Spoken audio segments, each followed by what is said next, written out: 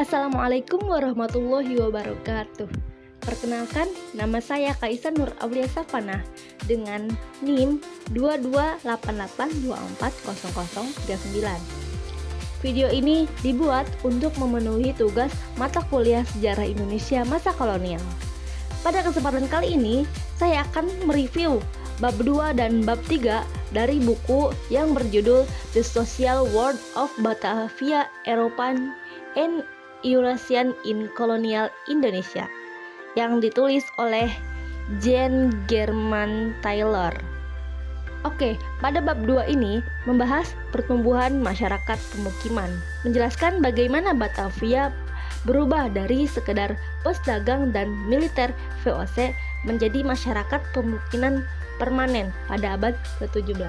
Yang pertama, pergeseran demografi dan kekurangan wanita Eropa.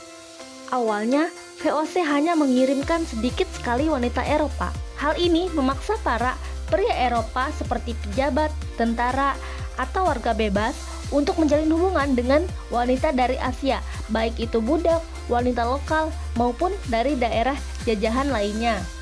Yang kedua, kelahiran masyarakat mestizo. Hubungan ini menghasilkan generasi baru yang disebut masyarakat mestizo atau Eurasia. Masyarakat ini menjadi fondasi sosial Batavia dan menciptakan beberapa budaya unik seperti budaya Hindia yang merupakan perpaduan unsur Asia, Portugis, dan Belanda. Kemudian yang ketiga, elit yang menolak pulang kampung. Pada abad ke-17, semakin banyak elit VOC yang memilih untuk menetap di Jawa dan tidak kembali ke Belanda. Mereka membangun rumah peristirahatan dan perkebunan di luar kota. Hal ini menunjukkan ketertarikan emosional dan budaya pada kehidupan di Asia. Ini menandai lahirnya gaya hidup kolonial yang berakar, berbeda dari citra sementara sebagai pedagang yang hanya mencari kekayaan. Kemudian bab 3 yang membahas jaringan masyarakat kolonial abad ke-18. Pada bab ini berfokus pada bagaimana kehidupan sosial kolonial di Batavia menjadi semakin mapan, kaya, dan hierarkis. Yang pertama, obsesi status dan kode sumptuari. Masyarakat Batavia didominasi oleh pameran kekayaan dan status. Untuk mengendalikan hal ini, VOC memberlakukan Undang-Undang Sumptuari atau Kode Mosel tahun 1754. Aturan ini mengatur secara rinci dan kaku segala sesuatu, mulai dari jenis bahan pakaian, jumlah perhiasan, hingga jumlah budak dan kereta kuda yang boleh dimiliki seseorang berdasarkan pangkatnya di VOC. Nah, budak yang didatangkan dari berbagai wilayah ini menjadi simbol utama status dan kemewahan. Yang kedua, ada dominasi jaringan kekerabatan.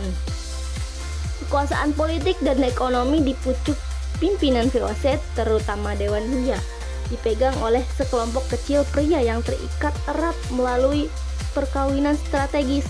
Wanita yang lahir di Asia memegang peran kunci dalam menopang jaringan ini.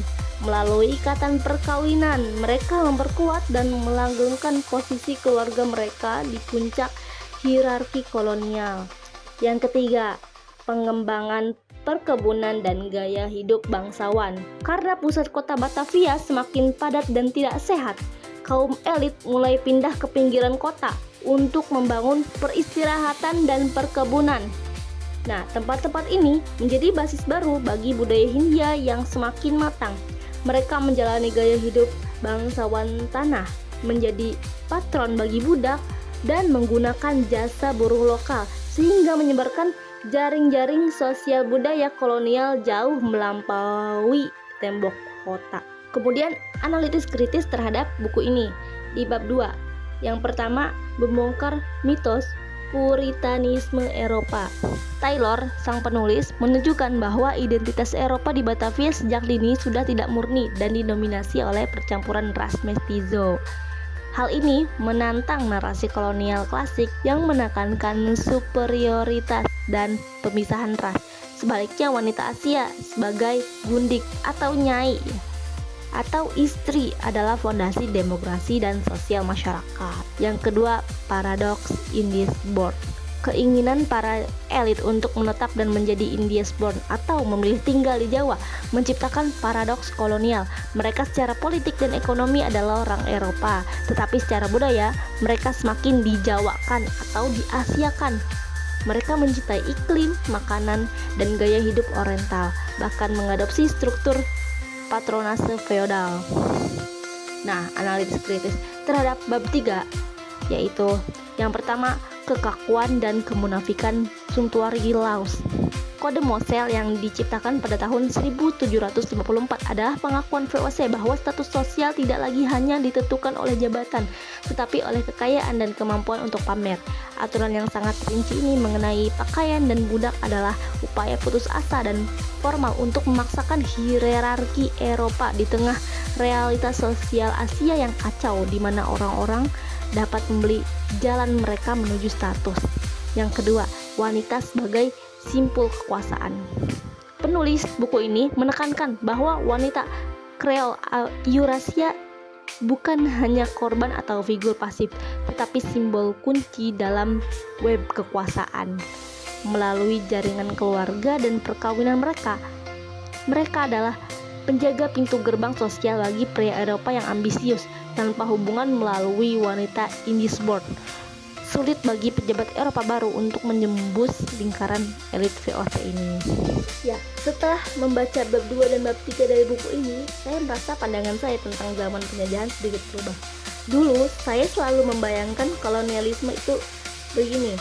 Ada garis tebal di satu sisi, ada orang Belanda murni yang sombong, di sisi lain ada orang Indonesia murni yang terjajah.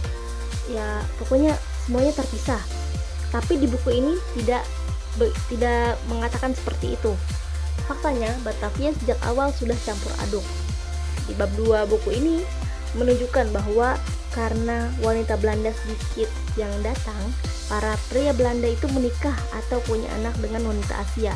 Nah, anak-anak yang lahir ini disebut mestizo, justru yang jadi tulang punggung masyarakat budaya sehari-hari mereka, dan mereka pun memakai bahasa Melayu, bukan cuma bahasa Belanda.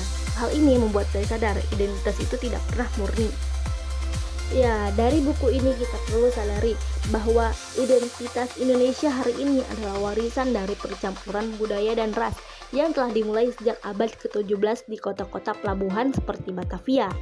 Sejarah kita tidak hitam putih, tetapi penuh dengan wilayah abu-abu yang kaya. Jangan hanya terfokus pada narasi politik, tapi lihatlah kehidupan sehari-hari melalui bahasa, makanan, dan hubungan antar ras. Dengan begitu, kita bisa memberi penghormatan yang layak kepada peran krusial wanita Asia dan Eurasia yang sering diabaikan, padahal mereka adalah fondasi peradaban kolonial dan pasca kolonial. Dengan menghargai realitas sejarah yang kompleks ini, kita bisa lebih memahami diri kita sendiri sebagai bangsa yang terbentuk dari berbagai akulturasi.